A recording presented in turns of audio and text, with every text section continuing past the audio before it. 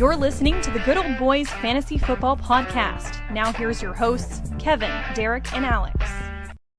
All right, and welcome in, ladies and gentlemen, to another episode of the Good Old Boys Fantasy Football Podcast. I am Derek, and joined as always by your co-host, Kevin. Kevin, how are we doing tonight?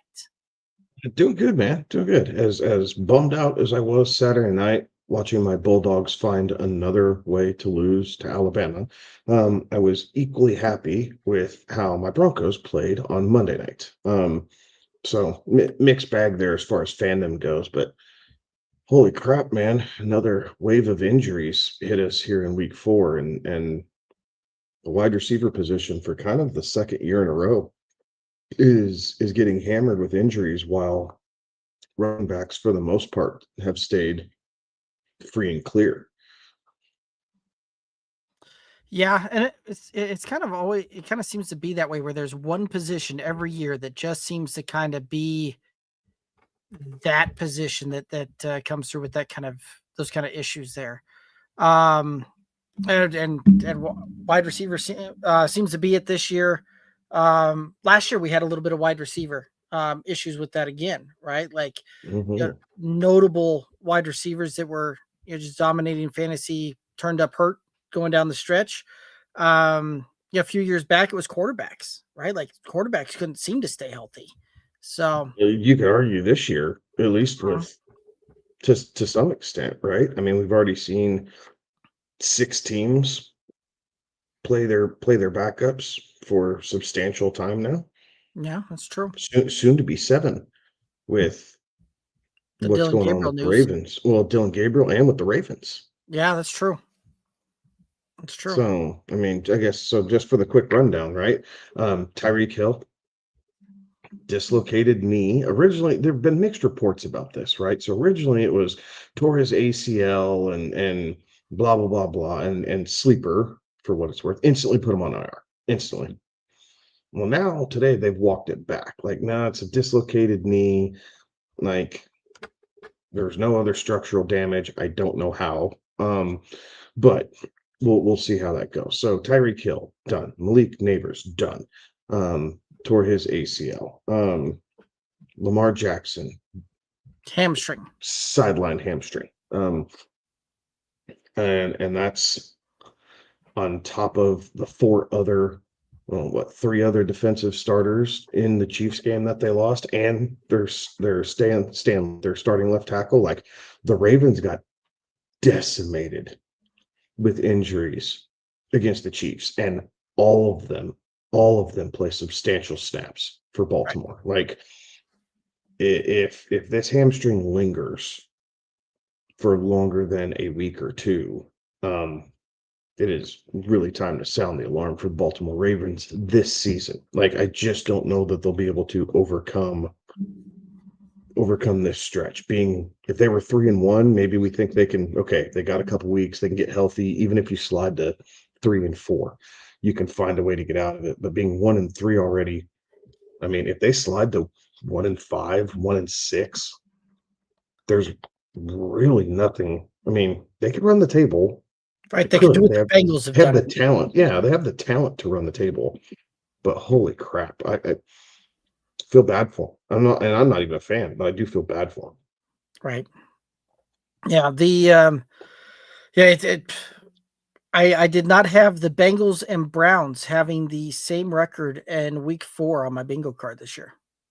Or like the Ravens, the Browns. Like, that's would have thought that the Ravens would have been sitting 3-1 at worst, 2-2 type of thing, but this is a team that's just been decimated and at times hasn't even looked very good and lots of stretches this year. So yeah, so that's been crazy. Hopefully we get Jaden Daniels back this week. right. Just kind of bring a little bit of life there. We'll see what's going on with Terry McLaurin and this quad, right? Kind of radio silent over the weekend. We'll see what reports we get from camp, or from the Washington camp here this week. CeeDee Lamb, we know, is going to be out another week. Mike Evans, we suspect, is going to be out this week as well. And now we're starting buys on top of all this. Right. Like, it's just ugly right now. It just is. Like, this is why we talk about drafting for depth and not overreacting the first couple weeks, because you never know. Like, just because you don't love a piece now, but it's viable, doesn't mean you need to drop them, because hey, now you have trade bait, and you may not love him, but someone else might need him, and Right. being able to work some things out. I will tell you, from a dynasty perspective, this Malik Neighbors injury has been super interesting, and just some of the trash that people try and throw out there, like, oh, well, you can't use Neighbors, so I'll give you this and this for Neighbors. It's like, oh, pound sand. Like, it's 1 year. He's super young. It'd be different if he was 28, 29 years old. Like, Be different if it was, Tyreek type of thing where, now you're coming back and you're 31 type of right. deal, right? And you're towards the tail end anyway. Yeah. But yeah, So, you mentioned the buys this week, right? There's a lot of impactful players out there that are on buy, right? Falcons on buy, Bears on buy, Packers on buy, and Steelers are on the buy. So that puts Bijan, Drake London out of your lineups. Uh, DeAndre Swift, Roma Dunze, DK out of Metcalf, DK Metcalf, Jordan Love's rostered in several leagues. Josh Ca- Jacobs. Caleb Williams. Yep. I mean, there's a ton of very impactful players that are going to be on bye this week, and then you're right, coupled with the injuries, that just makes things go from not fun to less fun in some situations. So Yeah, I haven't gone through all my rosters. I got through about a third of them before the show started, and for the most part, I'm unscathed. There's a couple teams where I'm hurting big time. Like, I had Neighbors, I had Mike Evans, I have um um obviously Rashee Rice, waiting for him. Like, you can't wait fast enough for Rashee Rice to come back. Thank goodness Jordan Addison came back, so at least you got something if you had him on your roster. But yeah, it's crazy. I did realize the amount of Romeo Dobbs that I have across my fantasy dynasty leagues was pretty impressive, and I started him in every single league. So I loved it. I loved it. Just to show, we practice what we preach here. If you guys were listening, what was that, the Friday show, Derek? yeah, And we're telling, if you have Dobbs on your roster and you're not going to play him against the Cowboys, there's no point in having him, number one. But to be able to go through and really see, it's like, man, like, he definitely won me a couple games this week just by sheer touchdown performance. So, you know, we'll get through it. Survive in advance. We haven't even, we'll get to, what is it, Mageddon here in a couple weeks, right? Where you're missing 6 teams and right. go from there. But yeah, the this is why we're here to help, right? Let us know, what you're facing, and we'll see how we can help and kind of navigate through injuries, bye weeks, trade offers, waiver wires, all that good stuff. But let us know, and we'll at least add our 2 cents in. Absolutely. Speaking of which, we do have a couple of questions, comments that came in through YouTube earlier today on some waiver wire content, and one person's asking, drop Isaiah Likely for Mason Taylor on as a tight end. Um, I think you can do that. I just, again, we are banking off of one really good game from Isaiah Likely last year, and the rest of the season it was just kind of ho hum. Mason Taylor was getting rave reviews in camp, got dinged up a little bit, and now he took a couple weeks to kind of get acclimated. But Justin Fields targeted him quite a bit last week, right? Or yesterday. Um, they're going to have to throw the ball to somebody besides Garrett Wilson. And as good as Garrett Wilson is, he can't see 100% of the targets. And Justin Fields needs that quick release sometimes, right? Like, he can't run every play, and Mason Taylor does help provide that. So I think it's a safe play, right? If you're just looking for a backup tight end, like, you could do worse than Mason Taylor. Like, and if he's the guy sitting out there, I like him over Isaiah Likely right now. Right. And that was one of those that we did when we did put out the waiver wire content. We did have Mason Taylor as kind of that stash play at a tight end right now. And a lot of that has to do with the fact that he has steadily been gaining involvement in that offense there, and certainly looks like things are kind of on the ups. Another question coming in: Schultz or Juwan Johnson at a tight end? Juwan. I know Schultz is coming off a good game, but that's not necessarily typical. Juwan Johnson's coming off a down game, and I think we'll see a bit of a rebound there. So Rattler's looking for Juwan Johnson. Like, one bad game is not enough for me to bail on this guy. Right. Alrighty. Another one coming in. Kittle's on IR, Pitts on bye, Jonnu on bye, holding him as trade bait to help try and replace Neighbors. Am I really about to grab a fourth tight end? You kind of have to. I dumped Jonnu. I don't think that's going to serve anything for trade bait as far as Neighbors goes. Like, I think you can drop Jonnu and pick up someone else and you'll be just fine. Remember, there's 3 tight ends in Pittsburgh. It's Jonnu, Freiermuth. You see Darnell Washington see some action still on top of 2 running backs, and you have DK, Calvin Austin's doing some things there, at least periodically. Like, Rodgers is not hyper focusing in on DK yet, but I do think that time will come as they get more and more comfortable with each other throughout the year. And then you have the running game, and they seem very happy to work Gainwell and Warren when Warren's healthy, right? So I would drop Jonnu. That personal opinion, I wouldn't bother keeping.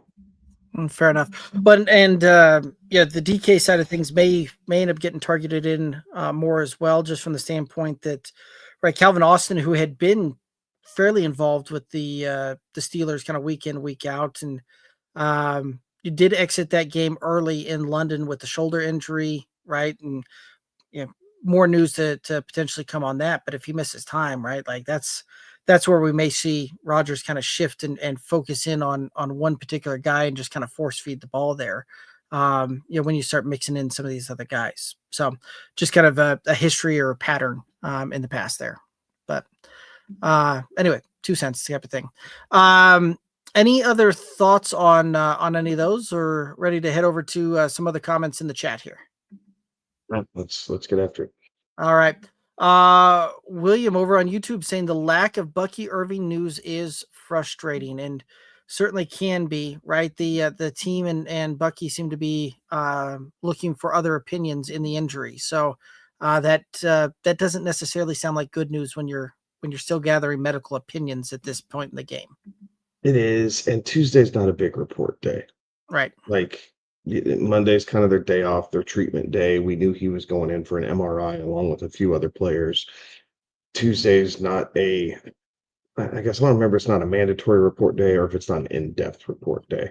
But either way, give it 24 hours. Like, we will see more. I understand that it does conflict with waivers, but the fact that he's dinged up and the information we do have tells you if Rachaad White is sitting out there, especially as a Bucky Irving owner, you need to grab him.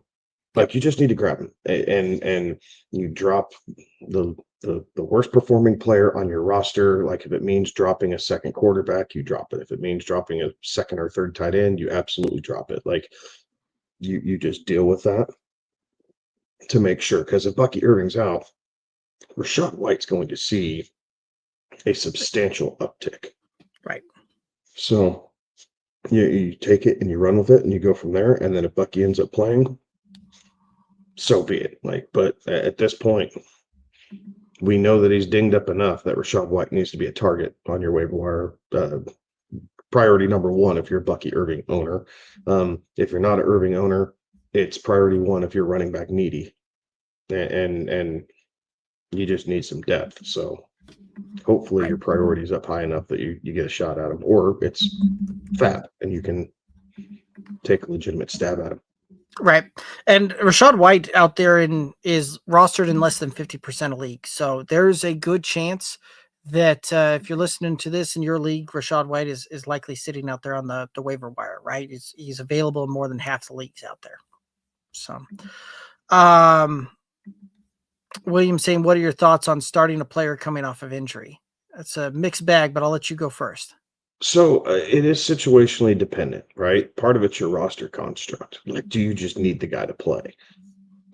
Is he just better than any other options, right? Like, if we're talking about some of these premium players that are coming off of injury, you're going to stick them in there. I got a couple leagues where I had to play Chris Godwin last week. It wasn't the greatest result, but still it was better than, it's better than taking a flyer on someone else's third receiver who I know doesn't have a true rapport with the quarterback.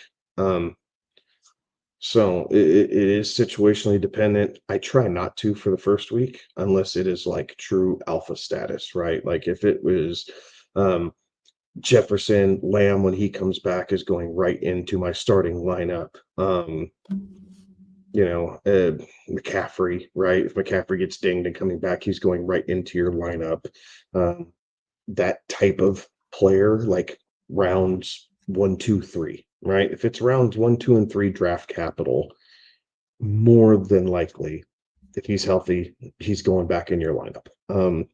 Anything outside of that, as long as you have a comfortable pivot, I do tend to use that for the first week just to see kind of what we're dealing with. A lot of times teams will put players on snap counts and ease them back in. And so they only get about 45 to 50% of what their normal snap share is. And then it jumps up after that. So situationally dependent, but again, it's kind of a flip of the coin. Some weeks they pan out and some weeks they don't. I tend to be risk adverse, so I tend not to and miss a bigger week or a good week. But if I have to, I do it and just kind of cross my fingers and hope for the best. Yeah, fair enough. I'm kind of in that same boat, right? Like there is some of that it very much depends on who else I have to go and who else I can start in that position. Very much depends too on what kind of injury it is, right? Like there's some of these that players come back, not a concern starting that, and you're ready to go. There's some of the other ones that, especially like soft tissues, if they're coming off of a soft tissue and it didn't involve like an IR stint, a lot of times that's a little more leery for me. But if it's they're coming back, they're coming back and they maybe missed a week on a soft tissue like that, that is a little concerning. Then and that's one of those two that oftentimes I'll kind of play the risk adverse approach, like Kevin said there as well, where I'll even if they're a premium player, I may go off of that because the ability to tweak that or re-injure that just seems higher in my own mind there. So that's one of those that, but again, not a doctor, but that is one of those that I do tend to shy away from that, especially if I've got a comfortable pivot. Any other thoughts on this one? No, I don't think so. All right, awesome. Tyler saying start Tolbert over Devontae Smith. Tolbert more than triple targeted him all year in one game. Yeah, I mean, I can't argue with that, right? Like, and again, part of it's offensive philosophy. The Philadelphia Eagles want to get the run game going. Like they're just going to run the football. And the fact that you consistently see about 9 carries a game out of Jalen Hurts adds to that. So Tolbert, the Cowboys defense is going to give it up, right? Dak Prescott and the Cowboys offense has to be on point for them to stay in football games and potentially win them. So with that, you see a lot of passes. Yes, Javonte Williams is having himself a really, really good season, especially for you drafted him. You're really happy you have him on your roster. However, not that the Cowboys abandon the run game, but they do shy away from it a little bit. Like they get down 2 scores and they realize they can't go tit for tat. Like they have to drive the ball down the field and put points up on the board. So it does lean more in Tolbert's favor than Devonta Smith. So Tyler, I'm not going to argue with you on that. Like I do think that at least here for the next week or two until CeeDee Lamb comes back, that's probably a safe action to take. Once Lamb comes back, I will pivot back to Devonta Smith though. Yeah, I would as well, right? And there's a lot of that the Cowboys, in order for them not to lose football games, they have to put up 40 points this year, right? Like that's the trend there. Any game that they haven't put up 40 points, they've lost. So, yeah, back to what you were saying on the offensive philosophy, there is a whole lot of that holds true, and in order for them to not lose games, they have to put up a ton of points in order to do that. And so, um, the way that they're going to put up points is primarily through the air and having to sling the ball all over the yard, because both of those games also came with huge Dak performances as well. So, um, yeah, there may be some chances for that continuing here over the next couple of weeks, but I'm right there with you. Also, once CD comes back, I'm pivoting off of that and going the Devonta Smith route again. So, Tyler saying it's not good when you want to see more than two doctors. Going back to the Bucky news there. William over on YouTube saying normally they handcuff but didn't do it this year. Hopefully Rashad is still out there on your waivers. So some of the handcuffs were hard to find this year, right? Just because of the range that they were going, right? Like we were just talking about the Cowboys. Javonta Smith and Jaden Blue were started side by side, basically, right? Javonta was a little ahead of Blue, then they went side by side, and then towards the end, it almost even started to flip, right? That we got a little Jaden Blue crazy, and now he hasn't sniffed the field, and Javonta Smith's kind of locked this up. So that one was weird. What was another one? The Lions, right, with Gibbs and Montgomery. That one was a little too close. But then you had some others that were probably easier to handcuff. I'd tell you the Bucks were easier to handcuff, right? And some of these teams don't have a true handcuff. Like if Jonathan Taylor goes down, what do the Colts do? Hit the panic button. Yes. We thought the Dolphins were going to do that with Devon Achane, right? His injury in the preseason, and we were like, oh my gosh, is it Ollie Gordon? Is it, what are we doing here? Turned out to be not much, kind of the same thing with even Genty. Like if Genty goes down, then what? Like, I mean, so a lot of these guys, we say there's no workhorse backs. There were plenty, but then there were some that were super close when you did have two options, and it was kind of ugly. Kenneth Walker and Charbonnet, right? Those guys were close. We thought it was Walker, and then Charbonnet got so much good news coming out of camp, it crept his draft status so high. It was really hard to draft both of them. So, some options it didn't work out great. Others were kind of primed for it. Like there was such a gap between Bucky and Rachaad White that one made sense. There was such a gap between Breece Hall and Braylon Allen that if Breece Hall went down, Braylon Allen made sense. Now Allen's down for a little bit, right? Sprained knee, he's down. So I get today that doesn't work, but if you go back to draft season, that one did work. Aaron Jones, Jordan Mason didn't make sense. Those two are really close together. No, at the very beginning it did. If you drafted super early, you could get that done, but the longer or the closer you got to the start of the season, it got too close. It was super hard to do. The Jaguars were a similar deal there as well. Right, three of them in 2.5 rounds. Right. Bijan and Tyler Algier, those were ones that made sense because they were, very different there on draft capital. But yeah, there's a whole lot of these that just RJ Harvey and JK Dobbins was another one that those two by the time it got done, those two were incredibly close in draft capital. Yeah, and that one was flipped, right? Harvey kept going earlier. Right. And he had a really good game on Monday night, right? Like maybe we're seeing some of this. Maybe it was a bit more script dependent, right? Like we got Dobbins, his 100-yard game, right? The announcers beat that into the ground as he was creeping up there. But as soon as he got it, he didn't go back on the field. Nope. The Broncos knew what they were doing. Sean Payton absolutely had an idea of what was going on there. And they got Dobbins to 101. And then they said, okay, you come sit over here and cheer on your teammates. The game's out of hand. Like, let's have the Rook finish the game. And Harvey did well. So it's just some of those were flipped based off draft day. Henderson and Ramondre Stevenson is another one, right? We Yeah. drafted the rookie super early. You could get Stevenson at a pretty good value. He played well for a week and a half, 2 weeks, and now you see that gap closing. So, yeah, it is very interesting there. So, sometime this year in particular, the handcuff strategy didn't make a lot of sense, right? And for all the reasons you just mentioned, and that was some of the things we were talking about before the going into draft season. That yes, you want a handcuff, you want to be able to do that, but at the same time, um, some of these just didn't make sense from trying to handcuff perspective. So. Binking chiming in saying, yes, sir. Let's go goated. Good old boys, legit big timing ball knowers. Lock in chat. Some emojis and some more emojis. I think that's riding the wave, maybe. I'll take it all. We appreciate you.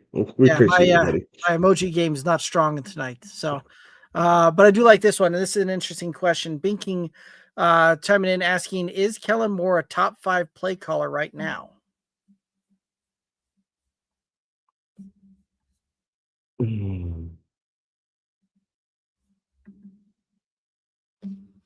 I don't know that I'm willing to go top 5 yet. Completely understand top 10. Top 5's tough. Like, are we really going to say he's a better play caller than Andy Reid or Sean Payton or Kyle Shanahan, Sean McVay? Yeah. Like, as far as play calling, it looks bad right now because Joe Burrow's out. But Zach Taylor's a pretty good play caller. Like, when he has his guys healthy, it looks weird right now. But, and again, Moore's up there. Moore's been a good offensive play caller here for a while, right? Kind of had a weird little thing with Harbaugh in LA with the Chargers. Was it last year? 2 years ago? Was that Harbaugh? I thought when Harbaugh was that the year before? Was it the year before him? I think it was the year before, and he got ousted with the regime change, and then he goes to Philadelphia, wins the Super Bowl. Look good with Philly, right? Like Ben Johnson's still in there. Like I think the play calling for Ben Johnson's just fine. I think some of the personnel is what the problem is. Like they still need some work to do on that offensive line, and they thought they had it fixed, but I don't know. LaFleur's a really good play caller too. It comes across a little different. Like there's some really good play callers in the NFL right now. Like, and again, Kellen Moore's not bad. So please don't think I'm hating on the guy. I don't know. I mean, top 5's big, and I just don't know that I'm ready to put him there yet. Right. Yeah, I would agree with that. Binkin asking, what matchups are you guys looking forward to score more points in either Denver at Philadelphia or Tampa Bay at Seattle?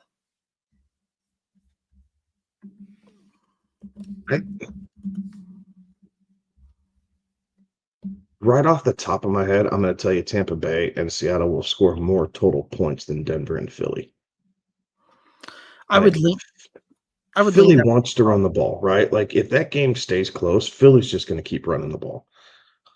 They can put up points, but I think Denver at this point in time, like I think they're willing to follow surf there. Like I think they like what they have in Harvey and Dobbins, and if they can get some things going on the ground and not let Jalen Carter get off and kind of mess up Bo Nix's timing and everything else, they're going to do that. So I could see that game being relatively low scoring.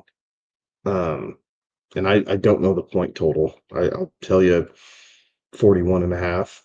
45 and a half. Go under. I went and looked it up. Tampa Bay and Seattle's 47 and a half. Oh yeah. I think there's a much greater likelihood of Tampa Bay and Seattle getting there than Denver and Philadelphia. At least that's how I feel today. Yeah, and it's not going to surprise me if that Denver Philly game ends 21-18. I think. Yeah, I was thinking 2017. So you and I are right in line there. Like each team has, 3 to 4 scoring drives, half of them are touchdowns. Right. Seattle and Tampa, I think that one's going to be, I think that one we could see over 50 points in that one, right? It very much kind of depends upon the two teams and how they show up there, but wouldn't surprise me if that one ends 27-24. So I That's think right. there's probably about a 10-point difference between these two, and I would lean on the Tampa and Seattle side of that being the higher scoring of the two. Any other thoughts on this one? No. Binking chiming in, asking, can Rattler toss 3 touchdowns this week at home against the Giants? No. Yeah, as much as I would like to I don't think he say, throws for 3. No. I could see him get 2. I just think that 3 touchdowns is not easy for any quarterback against any team. I don't know. 3 is a big number. I'll take the under.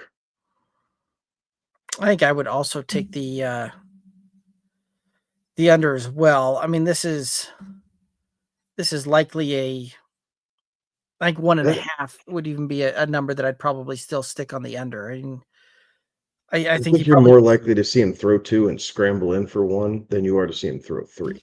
yes, I would agree with that. And I think that the line's probably closer to 1 and 1 on the ground, 1 in the air. But yeah, three's a tall order. So alrighty. And then William saying Aaron Jones and Mason, going back to that handcuff and some of the handcuffing that was tough to do towards the draft season there. So like it. Binkin chiming in saying Harvey just looks too small for the workload. Dobbins has he's more of a gadget guy in Binking's opinion. I think to start, yeah. I do think to start. Now, I think Harvey has some pretty good burst on the outside. I like that he falls forward, like even for him being smaller framed. Unfortunately, I don't get to see as much of my Broncos as I used to. So, but Monday night, I thought he did a good job falling forward. Yes, it's against a kind of a weaker Cincinnati defense, but overall, you're probably right. Like he is good for you want him hitting the outside, right? Like flare passes, some screen shots, putting in motion, quick toss to the outside type stuff. Like if you can get him outside the tackles, I think he's going to be much more successful, at least this rookie year, right? Let him continue developing his NFL body, even though he is an older rookie. It's still a difference, right, between the NCAA and the NFL. It is a massive leap. So by the time the season's done with, maybe we see something a little different. But for now, you're pretty spot on, right? Use them, get him in motion, get him into space, that type of thing. Dobbins is much better built for between the tackles and still has shown some burst this year, right? That he's getting that back. And again, Dobbins isn't super old. He was a young rookie. He had a couple devastating injuries early on in his career, and then we just kind of kept hearing about him, and then he'd resurface. Then we'd hear about him for a second, he'd resurface. But when he's been healthy, his production's never been a problem across any of the teams, the Ravens, the Chargers, or now the Broncos. It's the fact that he just has a propensity to get nicked up a little bit. So if he's able to stay healthy, and I feel like the Broncos, at least for the moment, are going to try and work this into a true split backfield to keep both guys healthy and find ways for them to both be successful. But I mean, if Dobbins can average 75 to 80 yards on the ground, Harvey chips in for another 30, and each of them catch a couple balls each game, like you're getting 130 to 150 yards out of your running back group each game. In today's NFL, that works, right? 25 years ago, it didn't work as well. But in today's NFL that's so pass happy, if you're getting 135 to 150 total yards out of your backs, you feel good about how your offense is moving. Yeah. Well, I kind of like that. I don't know that Harvey's necessarily a gadget guy, but I do think he's an off tackle and a pass catcher for sure, right? And really that kind of final touchdown that the Broncos had going with Harvey, kind of running that little bit of that wheel route, dig route out of the. Such a beauty. Yes, It was such a beauty coming in motion back Mhm. to offset with the quarterback, and they completely lost him, and he walked in. That was such a beautiful touchdown. Right. But that right there is how you can utilize Harvey, right? And yes, if he's a little bit small and things like that, that also means that he's easy to lose coming out of the backfield, right? And so you put him in motion, you have him come out, right? Put a chip on, and then he's the outlet, the drop off on that, and you let him get into space on the outside. I think that there's a lot of things that can happen, and certainly a workload for him to do that. Is he going to be your true, 3-down workhorse? No, but that's not what he was drafted to be. Is he going to be the guy that the thumper between the tackles? No, again, that's not what you brought in J.K. Dobbins to do that, right? Like, don't, they drafted Harvey, and that was one of the things in one of these last telecasts with that. I kept hearing them talk about that, they had J.K. Dobbins and they brought in Harvey through the draft. It was the other way around.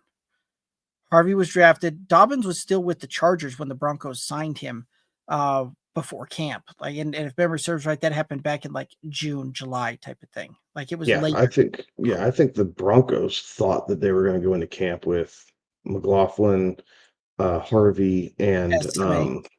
Estime, Mhm. right? I think they evaluated their roster and realized they need a veteran presence, right? And whether it was Dobbins, possibly Nick Chubb, who's another one of those guys? But they really needed There was a one else, veteran, right? So, just a veteran presence, right? right? Someone Veteran who presence, could lead that room. and not only that, but what was the between the tackles kind of veteran presence as well.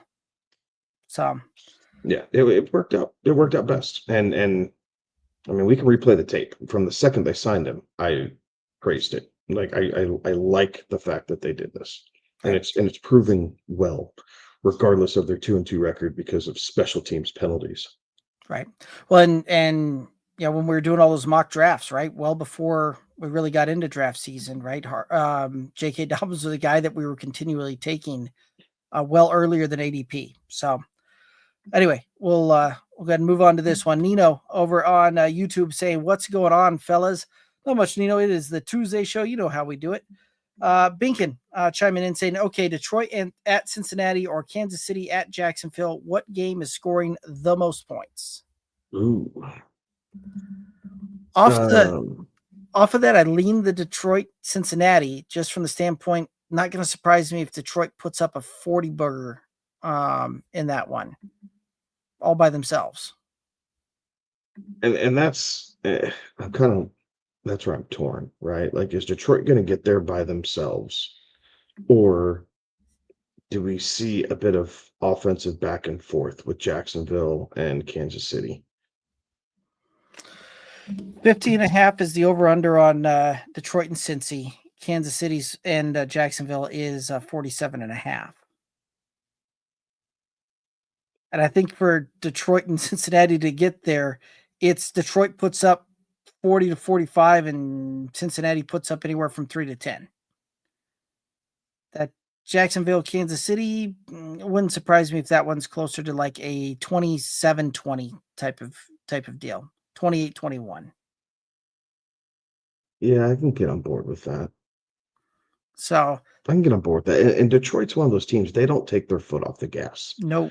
They are not a team that goes back into its shell. Like, they do continue to push and get after it. Kansas City, if they happen to jump out, and I think Jacksonville will do the same thing. If they happen to jump out, you will see those offenses kind of go into, all right, don't make the mistake, just take the sure thing, everything that. Detroit just says, we're gonna blow the doors off this thing every way we can. So I can agree with that. So cosign Detroit and Cincinnati.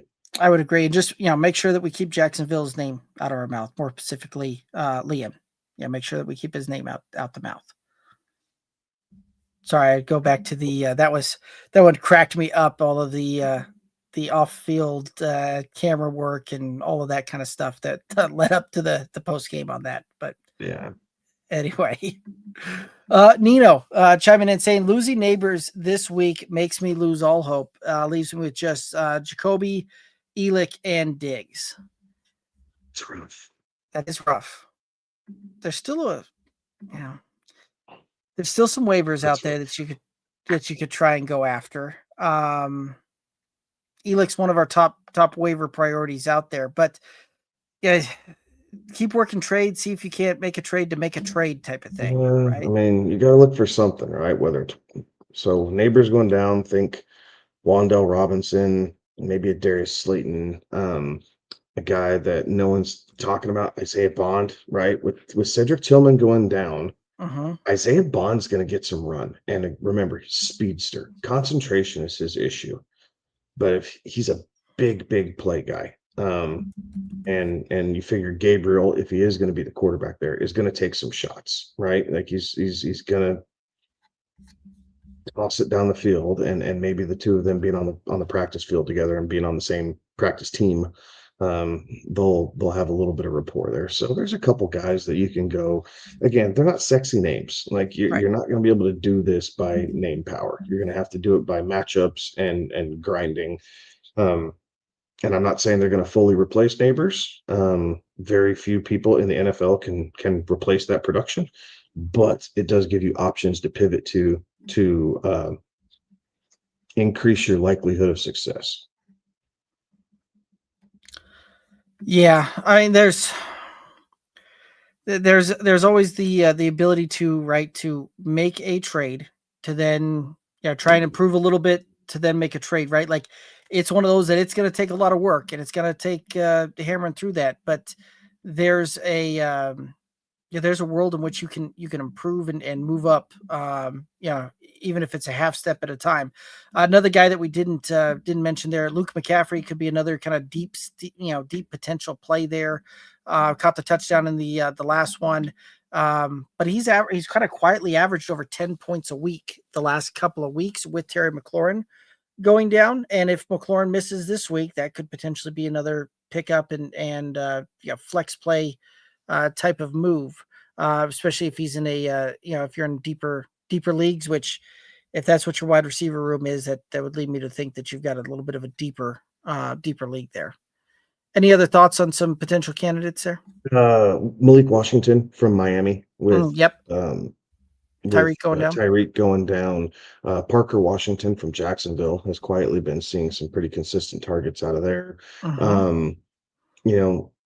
See what it takes to get Ladd McConkey, right? A guy who owners are really frustrated with. Brian Thomas is kind of the same way, right? So just get some feelers out there, Nino. See what it is that people are really wanting for like a Ladd McConkey or Brian Thomas, and see if you can possibly strike a trade there. Like that'd be a way to potentially put some more name power behind it, I guess. Now, I think Diggs is on his way up. Like him and Drake May had a pretty good week together last week, so I think you're okay there.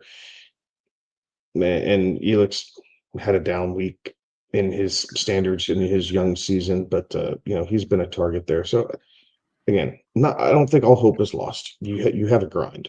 Don't get me wrong, you have a grind, but I do think there's ways to better your situation. Just going to take some work. Absolutely. I like this one. William chiming in asking, why is Ted McMillan and Chase being ranked so high after their recent trends? I'm assuming you're talking Jamar Chase. I would assume that as well. Not Chase Brown. Yeah, I would assume. Let's just assume that it's Jamar and Ted. Okay. Because Jamar Chase is arguably the best wide receiver in the league. And so you want to, people aren't going to give up on him that easily, right? You want to believe that Zach Taylor will get Jake Browning in line, especially after this Broncos game, right? Where they kind of got embarrassed, Cincinnati did, right? So I wouldn't be surprised if they go back to it and find ways, lots of slants, right? Lots of slants. Find ways to get Jamar Chase the ball. Ted, people like Tet because he started out pretty hot, right? Good preseason, good first couple weeks of the season. There's not a whole lot else in Carolina, besides just splashing the ball around here and there. So people want to love Tet for the same reason people want to love Marvin Harrison, right? Like it's their output has been pretty close to the same year to date. People are still liking Marvin Harrison, and all those guys are ranked kind of right by each other. Brian Thomas is 22 this week. Marvin Harrison is 23. Where's Tet? Tet's up at 15 because they're playing Miami, right? Miami has not been a good pass defense. And then you have Jamar Chase up at 10. Listen, you drafted a lot of, not everybody, a vast majority of people drafted Jamar Chase as the number one wide receiver, if not number one overall. Mm-hmm. So you're not going to give up on him. 10, Right. okay. But I don't, even if he slips in rankings, right? I don't think you're going to see Jamar Chase get ranked lower than 15, no matter what, because the potential for 170 and 3 touchdowns is always there. Right. He's a guy that is a one-touch guy, right? If you can get him the ball in space and he's gone, right? One of the other things that has Tet stand out and why people are still very big on Tet and high on Tet, right? Is the fact that his lowest target is 8 targets a game, right? Like he's getting the opportunity there right now. The balls not necessarily haven't been the greatest, but these are ones that he's seeing seeing the largest target share in Carolina. He's seeing plenty of down the field shots on this. Like these aren't one of those that he's getting 8 targets close to the line of scrimmage. He's getting 8 targets, plenty of air yards underneath that, and the balls that he is coming down with, he's averaging 15, 16 yards of reception. So this is a guy that when he's getting that down the field targets, down the field opportunities, is getting the most targets on the team. This is also one that if you start seeing him get into the end zone a little bit, that certainly changes those things around there as well. So Tet would be a guy that yes, he's fantasy production from a weekly finish hasn't been looking overly great. This is still a guy that season long, I think will end up putting up some very, very good things for you. And wide receivers, they tend to take a little bit longer here. So wouldn't surprise me that it's another 3-4 weeks. And then, Tet McMillan really starts kind of living up to where where those rankings are having him, even though the trend so far hasn't necessarily been there. Hope that helps, William. All right. Nino saying was offered Hampton and Tet though for CMC and was considering the deal if I can pull like a Franklin / Judy as well. It's interesting, right? Like that certainly could help out with some of that wide receiver depth and kind of lack thereof with if giving up CMC to get both Hampton and Tet. And if you've got that kind of, who's your other running backs? I guess that would be kind of my other questions there. But thoughts on this one? Hampton and Tet for CMC. He's got Jacoby, Elick, and Diggs as the wide receivers. Ooh. I don't know that I hate this. Like with your current situation,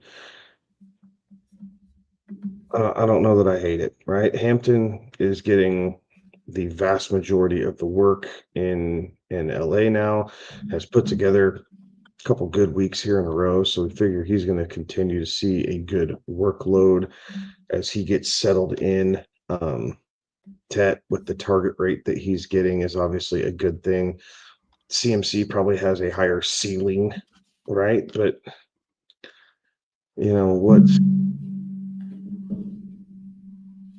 I don't think I hate this, especially for your situation. Like I don't mind pulling the trigger on this.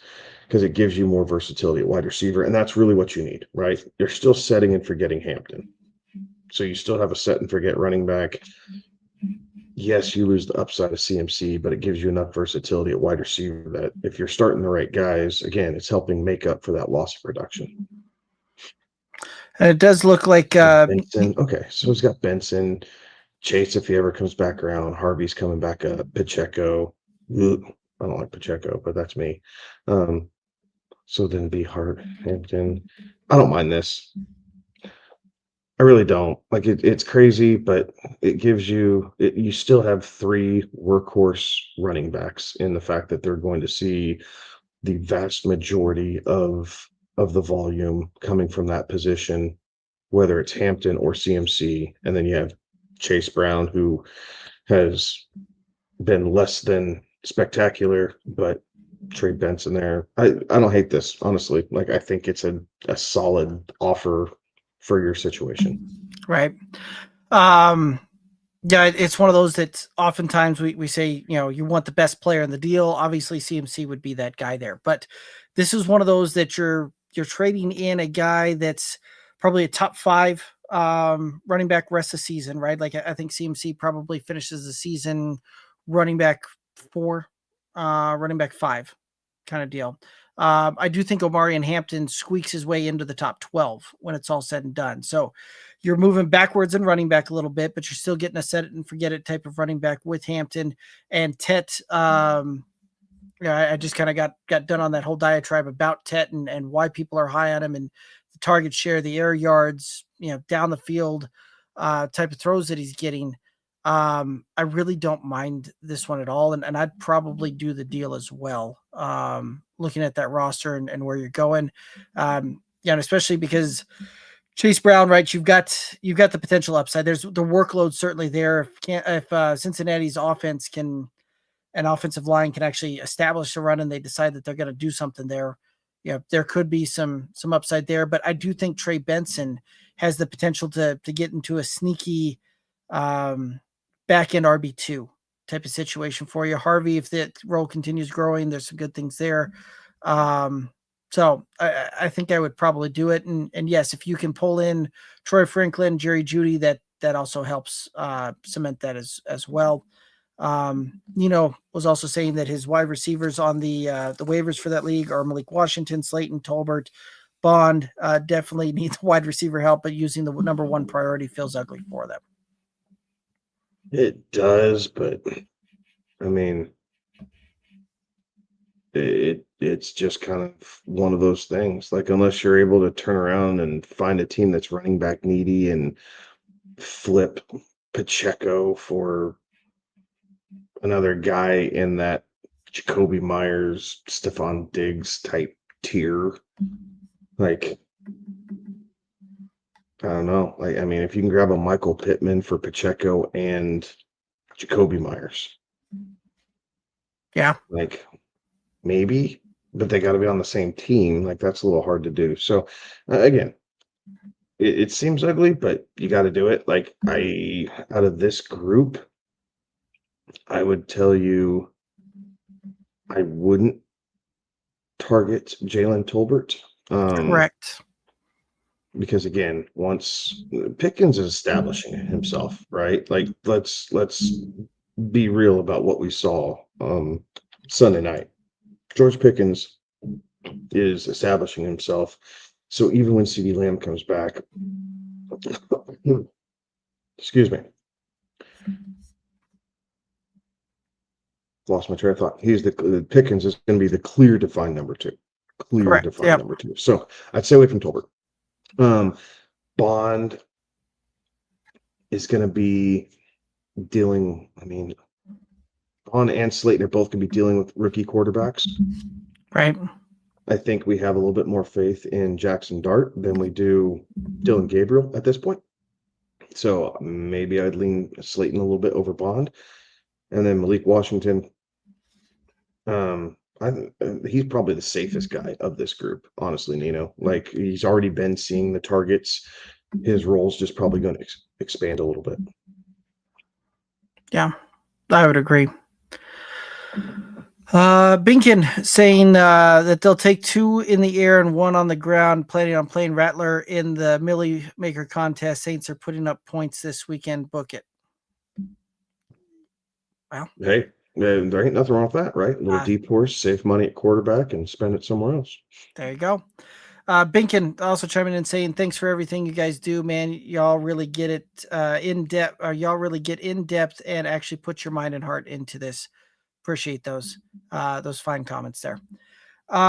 Nino chiming in saying that they think Dobbins is Monty and Harvey is Gibbs.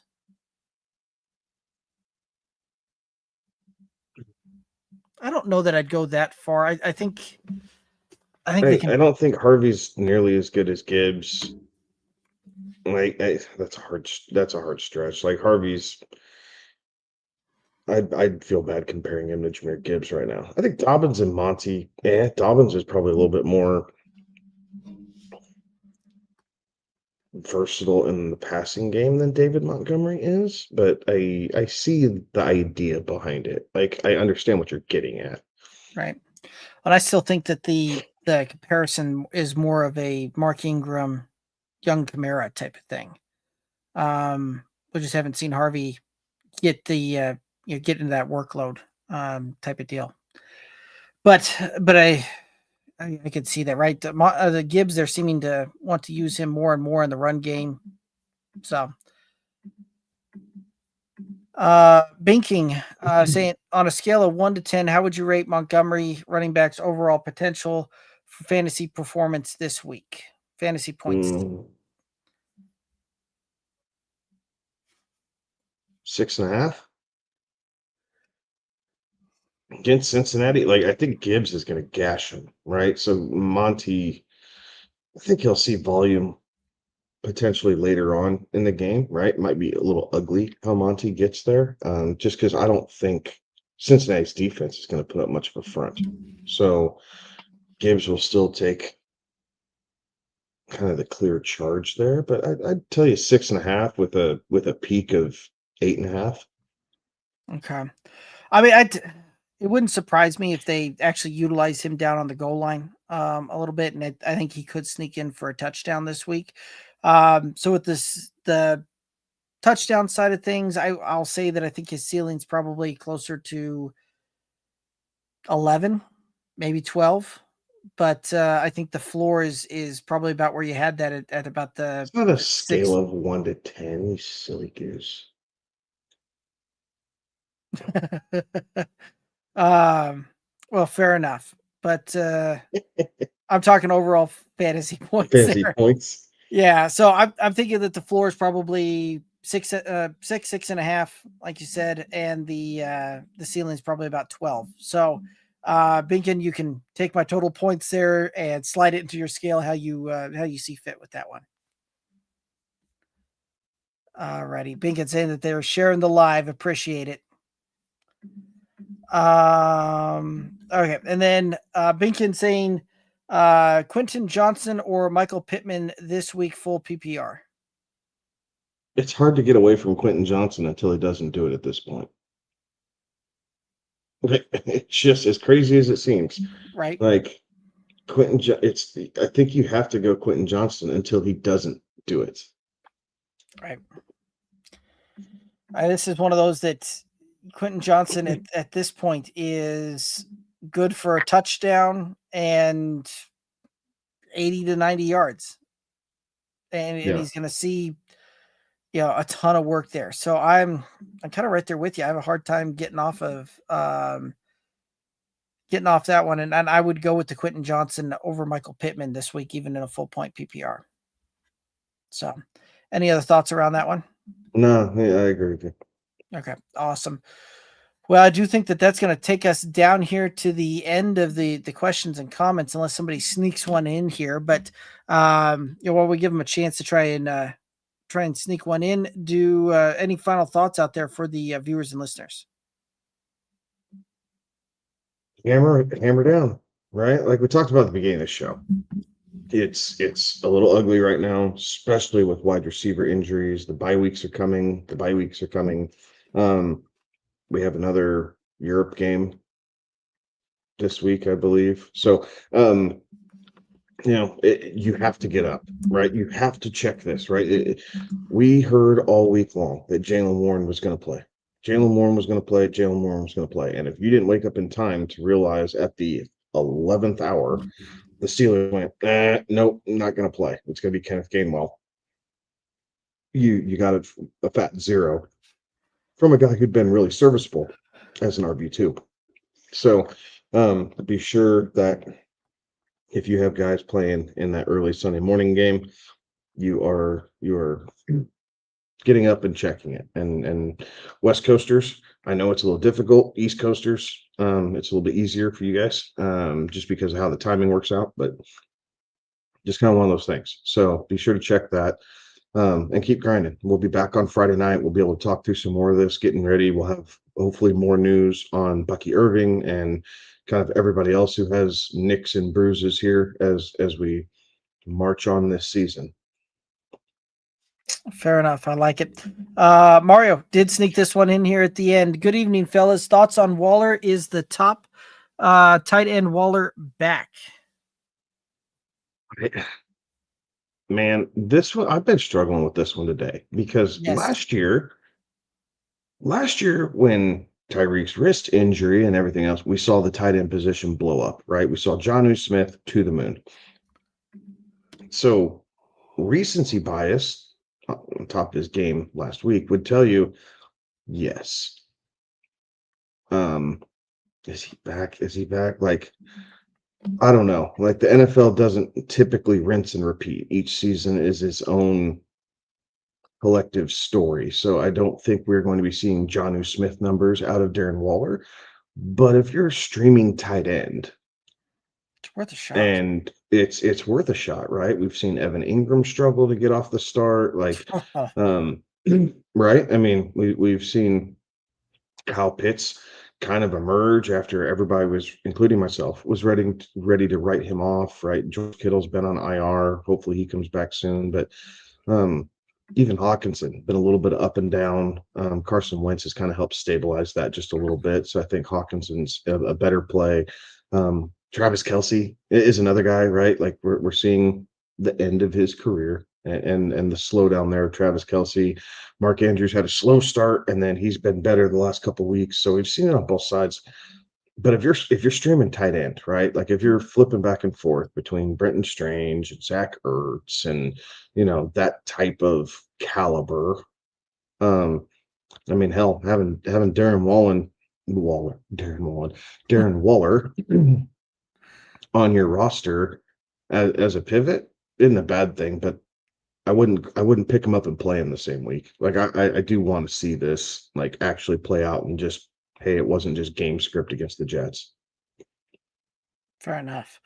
And that's the thing. I'm willing to take a shot on that one, especially if I'm a manager that's been dealing with the Evan Ingram, the Brenton Strange, the Dalton Schultz, tight ends of the world that I've been having to stream between, like David Njoku. Yes, that's another name. Right? Like, super interested to see how that works. If Dylan Gabriel is going to start week 5, like, what tight end is he going to focus in on? Like, right. More questions than answers at this point. So, right. Kate Otten would be another name that we could throw in there too. Like, there's Mike Gesicki. Like, if you've got some of those tight ends and you're struggling and streaming, Darren Waller's just as good as any. And this one might be chasing points a little bit this week, but it's worth a shot. Right. Even Dallas Goedert, right? We saw Dallas Goedert get into the end zone twice. There's a likelihood that he doesn't have 2 more touchdowns the rest of the entire season. Right. Just based off of his track record within each season. Right. He has 1, maybe 2 games that kind of jump off the page going, see, he can be kind of an upper echelon tight end. And then you look at it throughout and go, nah, this was not it. And he's an injury risk himself. Right. So yeah, it's not that depth. Like, if you have a guy to drop that's just absolutely crap in the bed on the back end of your roster, Waller's a fine pickup, especially if you're streaming tight end. Right. I mean, Dallas Goedert is very much a tight end that'll, over the course of the season, will get you 500 yards and 3 touchdowns. He's already at 100 plus yards and 3 touchdowns. Like, unless we're really going to see the emergence of tight end work in Philly, he's gotten you the large portion of his fantasy points he's already going to get. And that's kind of the way I would look at that, more so than we've already seen the flash that we get from him week in, week out. So, Binkin, chiming in saying, great insight. Great insight, guys. Appreciate the engagement and y'all's knowledge. Looking forward to the Friday show. Maybe we can build a DFS lineup together. Between the 3 of us, I honestly believe we could be a solid DFS lineup, and not just me, but the chat also. That could be fun. The time allows for it. Absolutely. Yeah. So, Binkin, we'll see how the Friday show goes and see how that rock and rolls, and if there's some time or a little bit of a lull in some of the questions on those Friday shows, we can absolutely take a look into that. Mario chiming in saying, thank you for the take, guys. I drafted Hawkinson, but I feel like I'm streaming tight ends. I understand that one. I drafted Evan Ingram and have been going back and forth between him and Fannin all season. So it's I understand that pain. I haven't taken Strange out of my lineup. I know. He's been my most consistent player this year. I remember in the home league. I remember a guy when we were talking and breaking that down saying that Brenton Strange has very sneaky upside and wouldn't surprise to see a back end tight end one, but could be that late tight end dart throw that's worth a shot. So, all right, Binkin saying, yeah, man, I 100% we could make some noise. So, Binkin, we can absolutely see how the Friday show plays out, and if there's time, we can try and rock and roll through a DFS lineup. Just let us know what you want to look at more so for whether it's DraftKings or FanDuel or whatever. So we can take a look into that. But yeah, that's gonna go ahead and do it for us tonight. Appreciate everybody tuning in, chiming in, all the participation in the chat. Absolutely love getting to interact and chop it up with y'all. But that's going to do it for us tonight. We'll be back again Friday, 11 p.m. Eastern for the Bet Set Snap on underneath the Friday Night Lights. And that's going to do it for us tonight. Make sure that you're hitting us up on all the socials, Twitter, Instagram, Facebook, TikTok, at Good Old Boys FF. That's where we drop the waiver wire, lineups and the waiver wire ads and who we're targeting and looking at there. So if you're not following on some of those other socials there, you're missing out. And then also make sure that you're clicking that subscribe button wherever you're listening to this at tonight, and appreciate everybody tuning in, chiming in. But that's going to do it for us tonight. He's Kevin. I'm Derek. Have a good one. Be safe. Toodaloos.